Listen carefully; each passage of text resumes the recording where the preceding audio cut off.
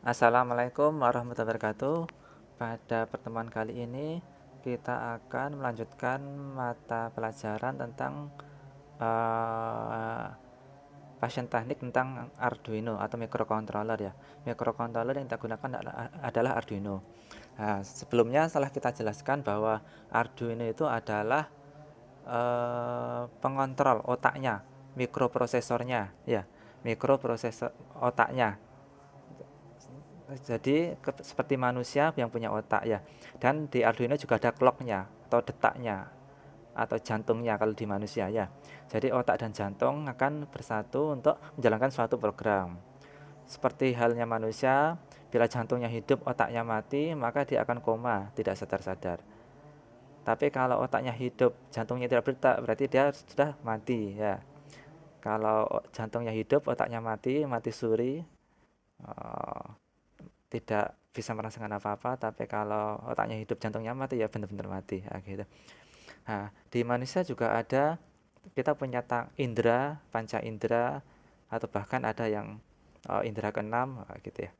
Dan juga ada penggerak atau mungkin untuk beraktivitas kayak lengan, kaki, tangan, mulut ya, ya seperti itu ya. Kalau panca indera ya mata untuk melihat cahaya dan sebagainya, telinga untuk suara, terus kulit untuk merasakan apa lagi? Duh, duh. Hidung untuk membau, ya kurang satu. Saya kok lupa ya. Ya itu ya.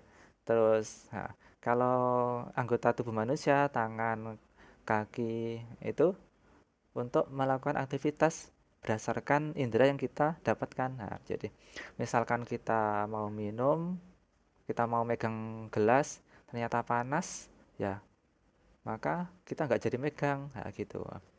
Jadi seperti itulah, jadi cara kerja sistem tubuh kita seperti itu. Ada inputan ya, panca indera tadi, indera untuk merasakan ya, merasakan segala sesuatu yang ada di sekitar kita. Terus ada actionnya itu yang menggerakkannya, yang ya actionnya ada actionnya. Jadi actionnya actionnya eh ya bergerak, melangkah dan sebagainya. Ya, gitu ya. Itu actionnya. Terus ah, terus bagaimana kalau di robot itu ya? Karena di robot buatan, maka actionnya ya harus kita setting gitu. Kita setting.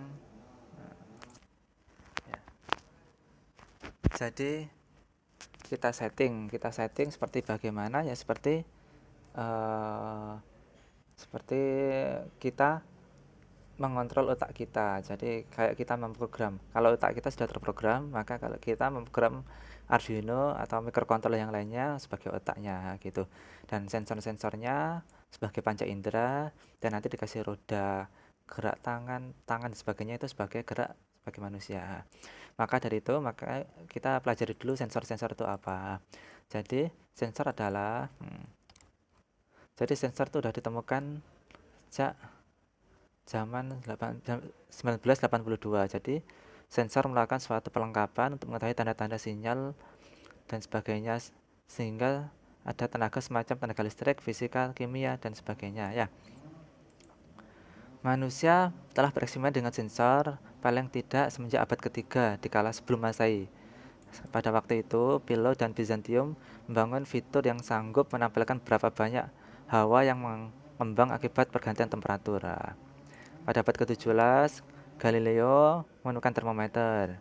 Pada abad 1780, pada tahun 1784, um, ada insinyur menemukan akselerometer, yaitu sensor kecepatan ya, seperti yang percepatan ya, gitu ya.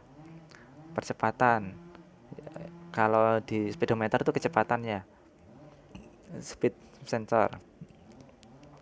Terus ada ditemukan termostat ya. Jadi seperti halnya di setrika, kalau panas dia akan mati, kalau dingin dia akan hidup lagi kan. Setrika ada, kalau di sini ada mbak-mbak yang biasa menyetrika kan, biasanya paham. ada sensornya. Jadi mati hidup itu berdasarkan termostat atau termokopel itu ya, termokopel, bukan termostat ya. Terus ada sensor infrared ditemukan pada tahun 1940 ya. Sehingga ketika zaman Perang Dunia II digunakan sebagai RFID ya, sensor infrarednya itu. Oke, pengertian sensor. Jadi sensor itu ya intinya itu mengubah satuan, mengubah besaran. Misalkan besaran tegangan jadi arus menjadi tegangan, kecepatan menjadi tegangan, terus cahaya menjadi tegangan. Itu sensor. Kenapa semua sensor, semua besaran itu diubah menjadi besaran listrik, entah itu tegangan ataupun arus? Kenapa? Karena supaya bisa dikontrol menggunakan microcontroller gitu. Jadi cahaya diubah ke tegangan, panas diubah ke tegangan. Jadi sensor cahaya itu intinya mengubah cahaya menjadi tegangan. Sensor suhu mengubah suhu menjadi tegangan. Sensor gerak mengubah gerak menjadi tegangan, atau arus ya, gitu ya. Sehingga dengan tegangan arus yang masuk itu bisa dikontrol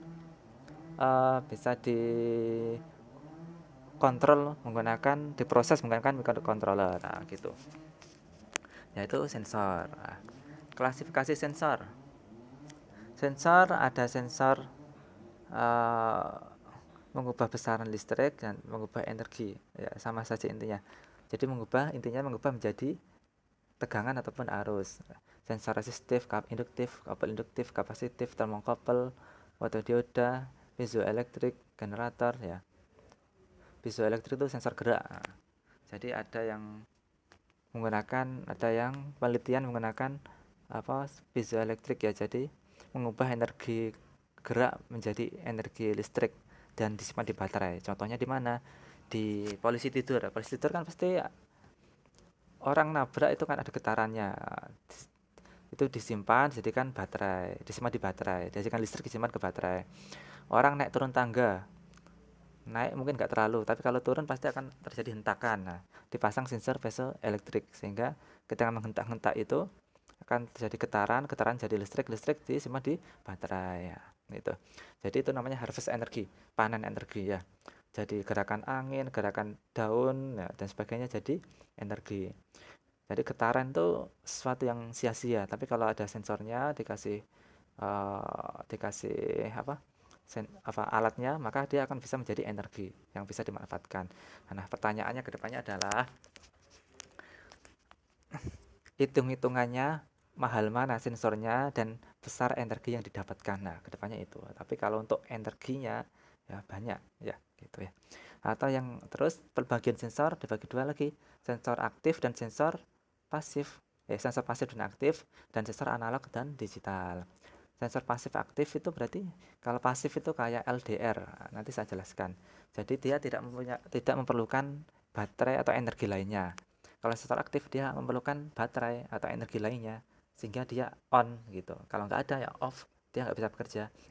Ada sensor analog dan sensor digital lah. Nanti kita aja bahasnya ya. Oke, ini sensor-sensor. Oke, kita lanjut.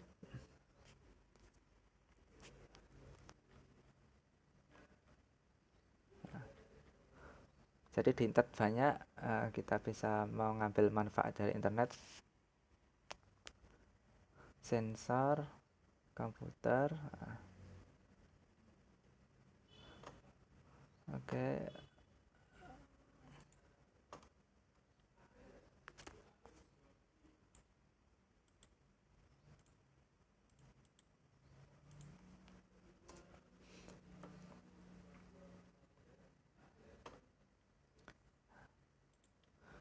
Gitu ya. Jadi kalau di penerbangan mungkin ada yang lihat berita kita ada yang terbaru, ada kecelakaan di Sriwijaya Air ya. Wah, di penerbangan itu banyak sekali sensor yang dipakai ya. Sensor keseimbangan, sensor ketinggian, sensor tekanan udara. Loh, pesawat kalau miring dikit, kalau nggak terdeteksi sensor ya bahaya. Kayaknya lurus ternyata miring ya. Gitu ya. Sensor gravitasi, atas bawahnya harus jelas. Kadang-kadang dengan kecepatan yang sangat tinggi kayak pesawat jet itu, ketika melewati laut pilot tidak bisa mengetahui mana atas mana bawah. Kenapa? Karena laut ataupun langit sama-sama birunya. Dikira langit ternyata naik, ternyata turun ke laut. Hancurlah gitu ya. Jadi sangat banyak, jadi sangat vital sensor-sensor di penerbangan itu ya. Di beberapa penerbangan ya, kalau kita baca berita, gara-gara sensornya tidak stabil, maka terjadi kecelakaan yang berbahaya ya. Kecelakaan yang sangat mengerikan gitu ya, kecelakaan yang sangat mengerikan. Terus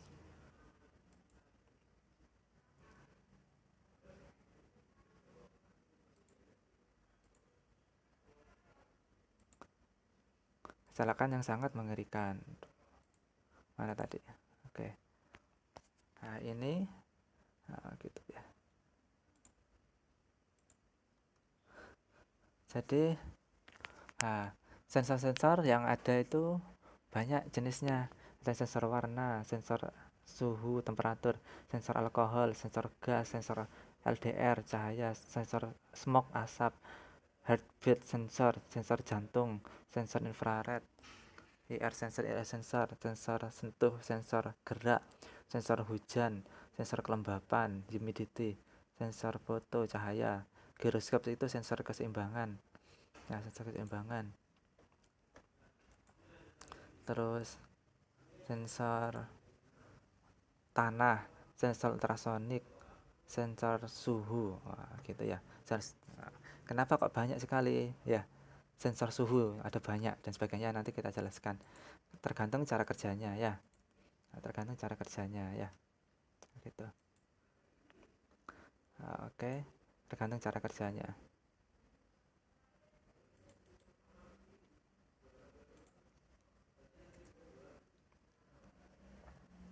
Tergantung cara kerjanya. Terus kita lanjutkan. Klasifikasi sensor. Sensor aktif dan sensor pasif. Kita lanjut aja ke jenis-jenis sensornya. Ini sensor suhu. Sensor suhu ada LM35, ada NTC termistor, ada termokopel, ada RTD. Bedanya apa? Kalau RTD itu kepanjangan dari resistan temperatur detektor. Resistan ini berarti hambatan. Jadi sensornya itu acuannya berdasarkan hambatan atau resistor gitu. Kalau termokopel itu terdiri, kalau mungkin di fisika telah dipelajari bahwa dua logam, aluminium sama kuningan ya.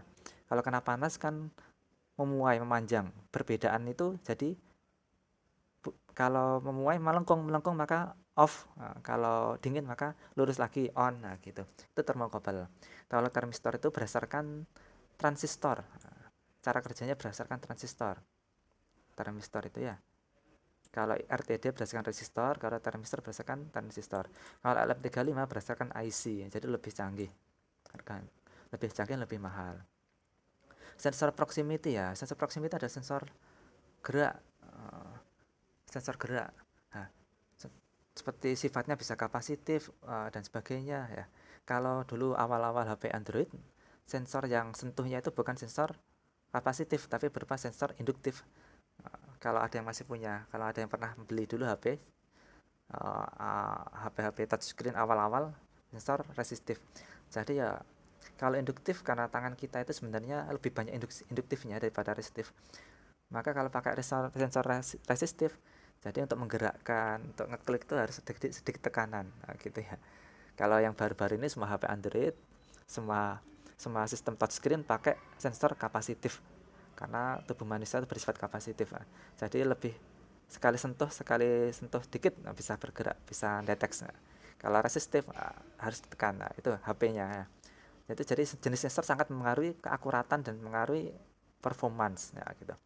Sensor infrared dan sebagainya. Mungkin kita jeda dulu.